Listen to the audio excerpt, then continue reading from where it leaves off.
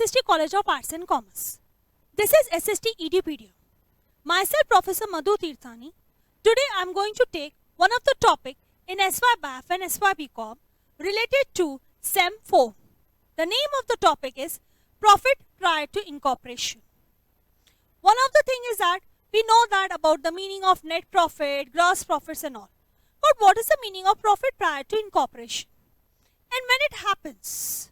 Sometimes a company is formed to take over the running business from a date prior to of its incorporation. A company. In such a case, the amount of profit which is earned by a company from the date of purchase to the date of its incorporation is called as profit prior to incorporation.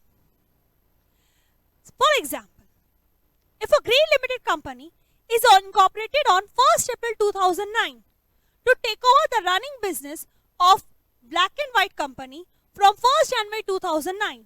In this case, the profit which is earned by the Green Limited company from 1st January till 31st March is called as a profit prior to incorporation.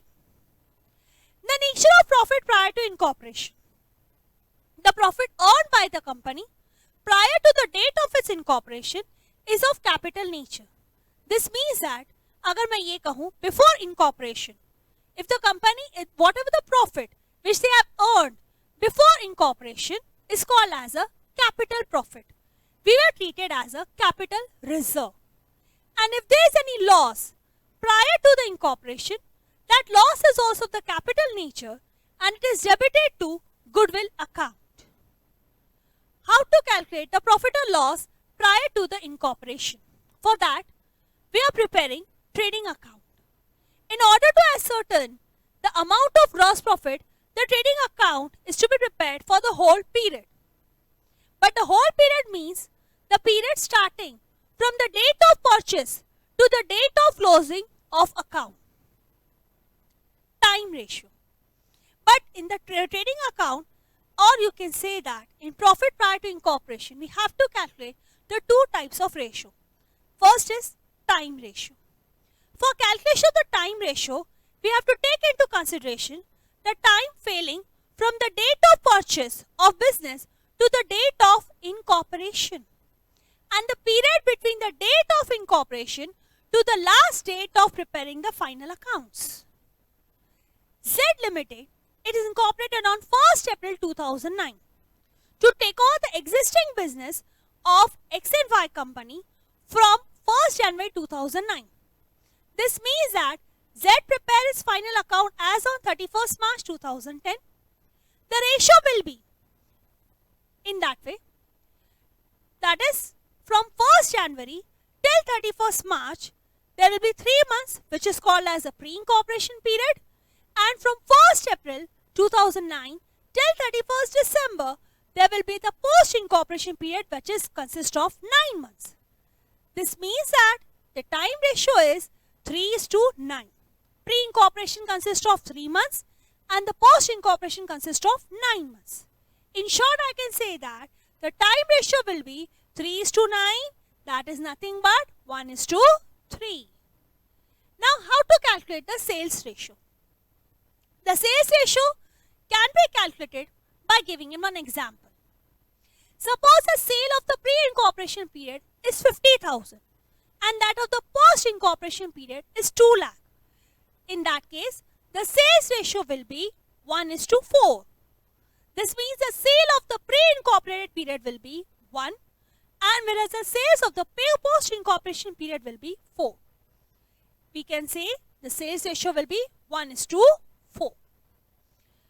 How to prepare the profit and loss account in terms of pre-incorporation period and post-incorporation period? For this, gross profit is to be allocated between the two periods on the basis of sales ratio. Whereas expenses that are connected with the sales should be allocated on the basis of sales ratio and for example, selling expenses, advertisement, discount allowed, bad debts, salesman commission. These are those figures which is related totally to the sales. This means that the expenses which are related to the sales has to be distributed in the sales ratio. Expenses that are incurred on the basis of time should be allocated on the basis of time ratio. For example, administration, audit fees, salary, rent and taxes, miscellaneous expenses, depreciation, insurance, printing and stationery, etc. Expenses which are incurred after the incorporation should be charged fully to the post-incorporation period. There are certain expenses which is incurred by the company, not by the firm. For example, director fees, preliminary expenses, debenture interest, etc.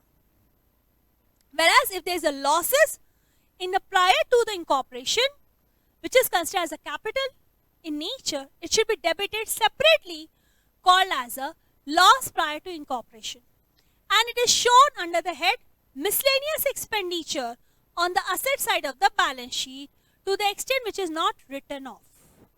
Losses prior to the incorporation can be dealt in different manners: write-off against the profit of the company, or treated as a goodwill and debited to the goodwill account. Such losses can be treated as a deferred revenue expenditure and should be written off from the profit of the company over the period of years. Treatment of profit prior to incorporation.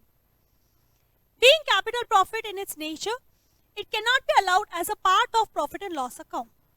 It should not be used for the payment of dividend to the shareholder. It is preferable to credit into the capital account, which may be used as write-off the capital losses and expenses like preliminary expenses, underwriting commission, discount on issue of debentures. Unutilized portion of such capital reserves appears in the liability side of the balance sheet under the heading reserves and surplus.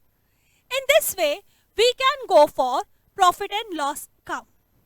In short, whenever we are going for the profit prior to incorporation, we have to take the two working notes, that is time ratio and sales ratio.